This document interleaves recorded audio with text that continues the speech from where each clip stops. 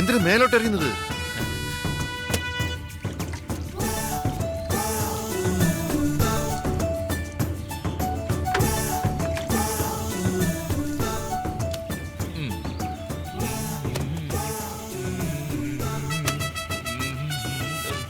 എന്താടാ?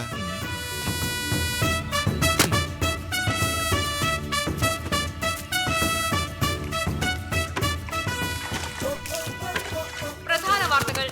പണ്ടാരപ്പെട്ടി നിയോജക മണ്ഡലത്തിലെ സ്വതന്ത്ര എംഎൽഎയും മുൻ ഉപമുഖ്യമന്ത്രിയുമായിരുന്ന പീതാംബരൻ തന്റെ സുഹൃത്തിനൊപ്പം കാട്ടിലേക്ക് ഉല്ലാസയാത്രയ്ക്ക് പോകുന്നതിനിടെ കരടിയുടെ മുന്നിൽ അകപ്പെട്ടതായി റിപ്പോർട്ടുകൾ.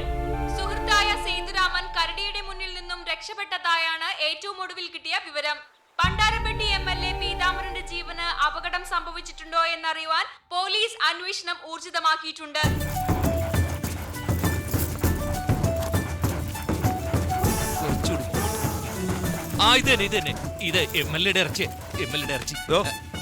ഇറച്ചിയുടെ പുറത്തെന്താ എംഎൽഎയുടെ പേര് എഴുതി വെച്ചിട്ടുണ്ട്? അല്ലല്ല, എംഎൽഎയുടെ ഷട്ടല്ലേ ആ കിടക്കുന്നത്. അപ്പൊ അതുകൊണ്ടാ എംഎൽഎയുടെ ഇറച്ചി എന്ന് പറഞ്ഞത്. അയ്യോ, ദേ കണ്ടോ കണ്ടോ എംഎൽഎയുടെ മുണ്ട്, ദേ എംഎൽഎയുടെ ഇറച്ചി. ഇങ്ങോട്ട് വാ പട്ടി, വാ വാ.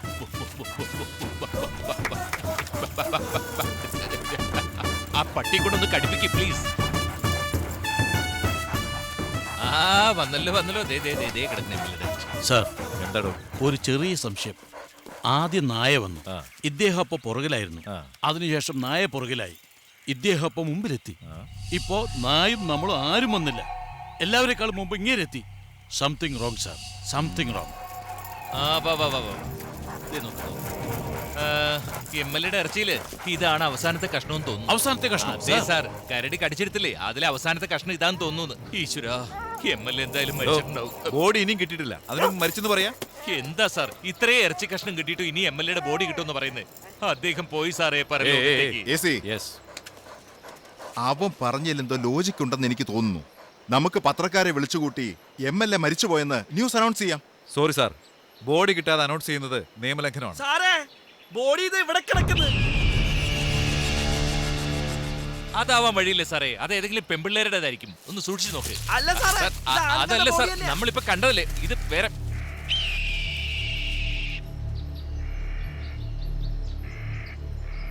ഈ ബോഡി കൊണ്ടുപോയി പോസ്റ്റ്മോർട്ടത്തിനും DNA ടെസ്റ്റിനുള്ള ഏർപ്പാട് ചെയ്യും. ഒരു കാര്യം പറയട്ടെ, DNA ടെസ്റ്റ് അത് എന്നൊക്കെ പറഞ്ഞ് വലിച്ചു നീട്ടിക്കൊണ്ടിരുന്ന ബൈ ഇലക്ഷൻ അടുത്ത വർഷം നടത്താൻ പറ്റൂ. ഇല്ല സാർ, പ്രൊസീജിയറിന് പുറമെ ഒന്നും ചെയ്യാൻ പറ്റില്ല. നീ രക്ഷപ്പെടുന്ന മട്ടില്ല. ഇനി 6-7 മാസം വലിച്ചു നീട്ടിക്കൊണ്ടങ്ങ് പോയാലും ഞങ്ങൾ രണ്ടുപേരിൽ ആരെങ്കിലും ഒരാളെ ജയിക്കൂ. അന്നേരം നിങ്ങൾ ജോലിയിൽ ഉണ്ടാവുന്നുള്ള കാര്യം സംശയ. സാർ, ഒരു മിനിറ്റ് വെയിറ്റ് ചെയ്യൂ, ഞാൻ സാറുമായിട്ടൊന്ന് സംസാരിക്കാം. നിനക്കെങ്കിലും ബുദ്ധിയുണ്ട്. നന്നായി മനസ്സിലാകുന്ന രീതി സാറിന് പറഞ്ഞു കൊടുക്കും. സാർ, ഇവർക്ക് രണ്ടുപേർക്കും കേന്ദ്രത്തിലെ ഭയങ്കര ഇൻഫ്ലുവൻസ് ആണ് സാർ. എപ്പോ ഇലക്ഷൻ നിന്നാലും ഇവർ രണ്ടുപേരിൽ ആരെങ്കിലും ഒരാൾ ജയിക്കും സാർ. നമ്മൾ എന്തിനാ പ്രശ്നം ഉണ്ടാക്കുന്നേ? ഒരു കാര്യം ചെയ്യും, ചത്തത് MLA ആണെന്ന് പറഞ്ഞ് സാർ അങ്ങ് ഡിക്ലെയർ ചെയ്യും പ്ലീസ് സാർ.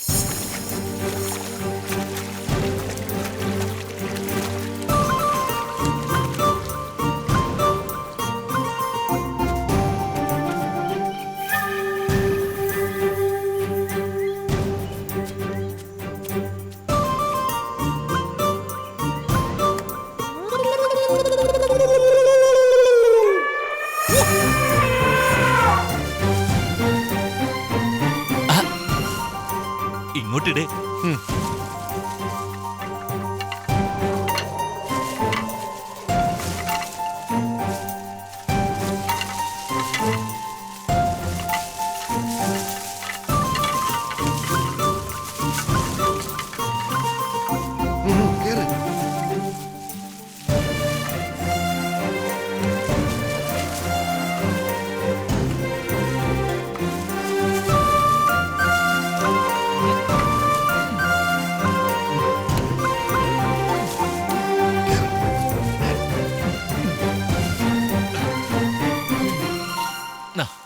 ഒരുപാട് താമസിച്ചു ഞാൻ. നല്ല വിശപ്പുണ്ടാവല്ലേ, വേഗം കഴിച്ചോ.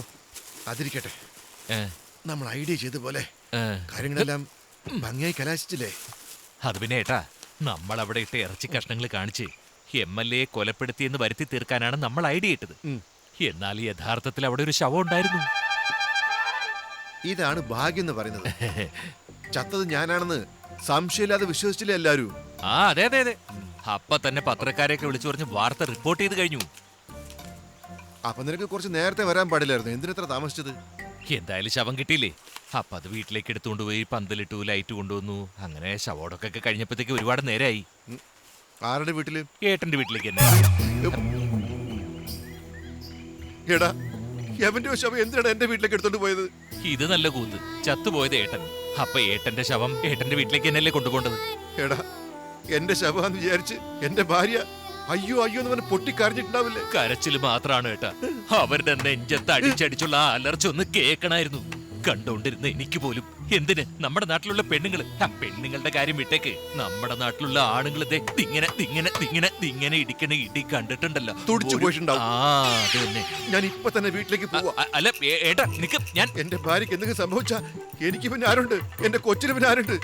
വേണ്ട, ഏട്ടാ, ഞാൻ പോവാ. എന്റെ ഏട്ടാ, ഞാൻ പറഞ്ഞത് അതൊന്ന് കേക്ക്. ഇല്ല, എനിക്ക് തീർച്ചയായും പോണം. അയ്യോ, എനിക്ക് 10 വയസ്സുള്ളപ്പോഴായിരുന്നു 6 വെള്ളം പൊങ്ങി എന്റെ അമ്മ ആ വെള്ളത്തിൽ ഒലിച്ചു പോയത്. ഇപ്പോഴും എന്റെ കൺമുമ്പിൽ നിന്ന് പോയിട്ടില്ലെന്ന് ഏട്ടൻ തന്നെയല്ലേ എപ്പോഴും എന്നോട് പറയാറുള്ളത്. ഒരു പാലോട്ട് അങ്ങോട്ടും ഇങ്ങോട്ടും വേണം. എന്നിട്ട് ഇപ്പൊ പാലം വരാൻ പോയപ്പോ ഇല്ലാണ്ടാക്കാൻ നോക്കുക. ഏട്ടന്റെ അമ്മ ഒലിച്ചു പോയതുപോലെ ഇനി എത്ര പേര് ഒലിച്ചു പോവാൻ കിടക്കുന്നു. പോട്ടെ പോട്ടെ. കണ്ടോ കണ്ടോ, നീ ചുറ്റി വളച്ച് നാട്ടിലെ എല്ലാ മരണത്തിനും അവസാനം എന്നെ കുറ്റപ്പെടുത്തുക. നാടിന്റെ നന്മയ്ക്ക് വേണ്ടി ഇങ്ങനെയെല്ലാം കാട്ടിക്കൂട്ടണമെന്ന് ഏട്ടന്റെ തലയിൽ തന്നെ ബുദ്ധി ഉദിച്ചത്. എന്നിട്ടിപ്പോ അത് ഏട്ടൻ തന്നെ ഇല്ലാണ്ടാക്കാൻ നോക്കുക. എനിക്ക് എന്റെ ഭാര്യയും മോനെ ഇപ്പൊ തന്നെ കാണണം തോന്നുക. ശരി, അതിന് ഞാനൊരു വഴി പറഞ്ഞു.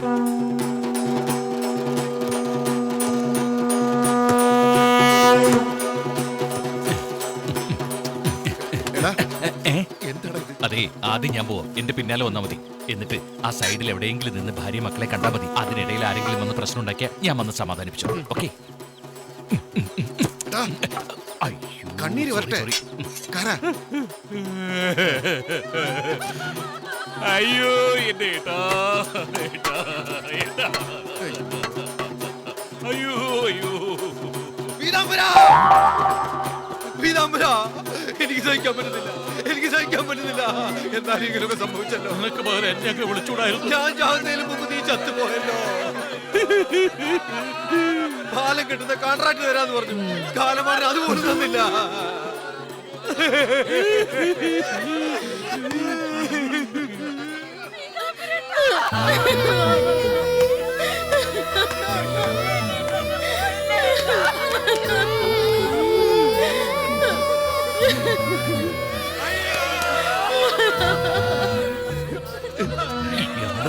പറ്റുന്നില്ല, എന്നെ കൊണ്ട് പറ്റുന്നില്ല. എന്താ പറ്റുന്നില്ലെന്ന് പറഞ്ഞേ? ഞാൻ പറയും, ഞാൻ പറയാൻ പോവാ. എന്തോ അത് ഞാൻ പറയാം. ഈ പീതാംബരേട്ടൻ മരിച്ചു പോകുമ്പോ ഡെഡ് ബോഡിയുടെ ഒപ്പം പോണോന്ന് ഇങ്ങേർക്കൊരു അയ്യോ, ഇതെല്ലാം കണ്ടിട്ട് എനിക്ക് സഹിക്കാൻ കഴിയില്ല. അതിന് ഇയാളാരെ എത്ര വിഷമിക്കാൻ? ഇങ്ങേര് വടക്കുന്ന് വന്നൊരു ജോലിസനാ. ഏട്ടന്റെ ഭയങ്കര സുഹൃത്താ. എല്ലാരും അങ്ങോട്ട് പോയി. എന്താ ഇങ്ങനെ? ശരി ശരി, വാ പോ. ഞാനൊന്ന് പറയട്ടെ ഏട്ടാ, കുറച്ച് സമാധാനായിട്ട്. ഇവർക്ക് എന്തെങ്കിലും ഒന്ന് സംഭവിച്ചാൽ ഞാൻ ഏട്ടാ, കുറച്ചു നേരം ഒന്നും മിണ്ടാതിരുന്നാ മതി. നമുക്ക് എല്ലാത്തിനും വഴിയുണ്ടാക്കാം.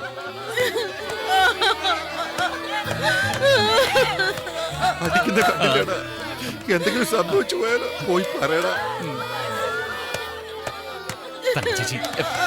തങ്കച്ചേച്ചി നെഞ്ചത്തടിച്ച് കരുതി ഇങ്ങനെ ഒരു അസുഖം ഉണ്ടാക്കി വെക്കരുത്.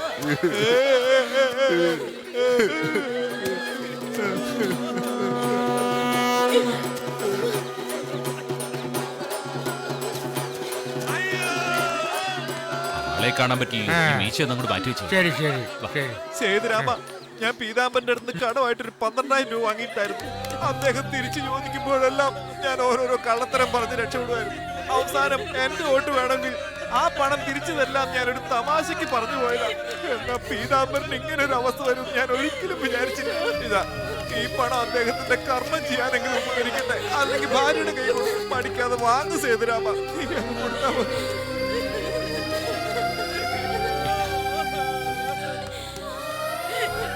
സമ്മതിക്കണം അവനെ. അവൻ സാധാരണക്കാരനല്ല, വലിയ മനസ്സിന്റെ ഉടമയാ.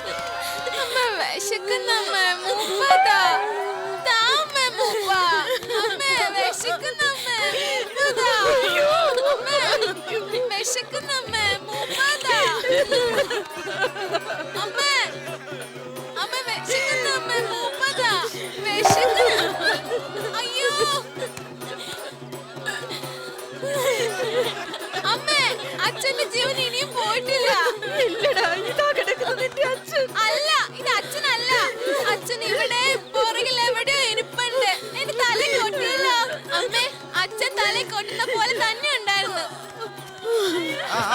നീ ഒരു ഭാഗത്ത് കൂടി മറുഭാഗത്ത് ഞാൻ പിടിക്കും. പിടിച്ചു പോക്കടാ പോക്ക്. അയ്യോ ഇങ്ങനെ വെള്ളടിച്ചോണ്ട് ബോഡിയെടുത്താ അവിടെ എത്തുമ്പോഴേക്കും താഴെ വീണില്ലേ? നിങ്ങളുടെ സ്നേഹിതൻ സേതുരാമനും ചേർന്ന് ഭദ്രമായി എടുത്തോണ്ട് പോകും. നീ തന്നെ എടുത്തോടാ. സേതുരാമ, എന്റെ ശവം ഞാൻ തന്നെ പേരണ്ടി വരും. ഇനി എന്തെല്ലാം എനിക്ക് അനുഭവിക്കാനുണ്ടാവോ നോക്കാം.